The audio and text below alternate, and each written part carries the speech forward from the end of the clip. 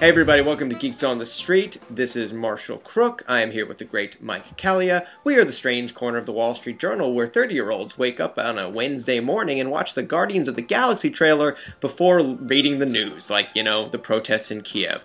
Mike, what are we talking about this week?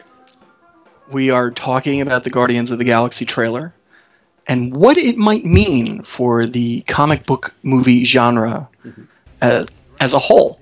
I have a friend of mine who's given to hyperbole and very sharp wit, who predicts that Guardians of the Galaxy will mean the death of the superhero blockbuster genre. I understand why your friend might say that, because Guardians of the Galaxy is even less well-known than Iron Man was when it came out. I mean, it's not even a superhero movie, it's more of like a pulpy space, you know, adventure movie. Yeah. But it's all tied in to the Marvel Cinematic Universe. I don't know. I don't see a flop like Guardians of the Galaxy derailing the Avengers train that's chugging along. There's an argument. Is the superhero genre going to be undone with a bang or with a whimper?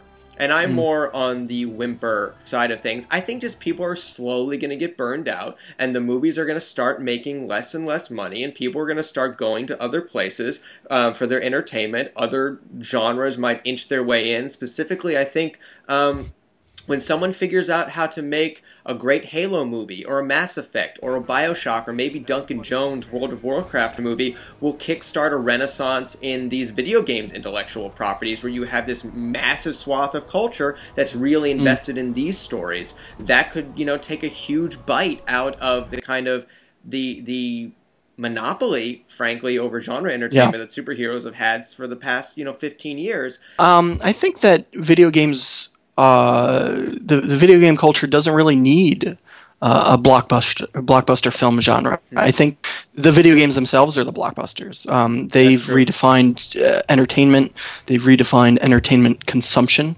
A lot of these games make Avatar money in weeks. There very well could be some huge blockbusters, and I think World of Warcraft, from the director of Moon, could end up being one of those movies. But I don't necessarily think it's going to catch on as a cinematic genre. I just think that people get more out of playing the story as opposed to passively watching it for 2.5 hours. Going back to superhero movies, I think there's definitely wisdom to what you're arguing.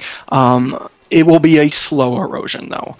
But I also think the longer it takes for this erosion to happen heightens the chance of a big old black swan event to come along, a big blockbuster that appears to be a no-brainer, $250 million budget that just tanks. And I think all it takes is one or two of those movies to echo what George Lucas and Steven Spielberg said last year, to really derail the blockbuster superhero genre, because these are big businesses, and the first whiff of risk, these companies are going to start, reevaluating their strategy. All right, real quick, super quick, what's your favorite bad superhero movie? Bad superhero movie, good auteurist statement. Batman Returns. Terrible Batman story. Terrible depiction of Batman. He's a gleeful killer in this movie. But as a representation of Tim Burton's gonzo vision that I miss so badly, it soars. How about you? Bad movie, bad auteurist vision is the original X-Men, directed by Bryan Singer, but I do love it because I saw it opening night, the summer came out, with my high school girlfriend. It wasn't a great movie, but I was just happy that it was made. And it was a good time. It was a good time. Mike, thank you for talking about this with me. My pleasure, Marshall. See you next week. And let's read the news for real. How about that? Well, I kind of have to do that anyway. It's my job, man. All right, buddy. I'll talk to you later. All right, see you.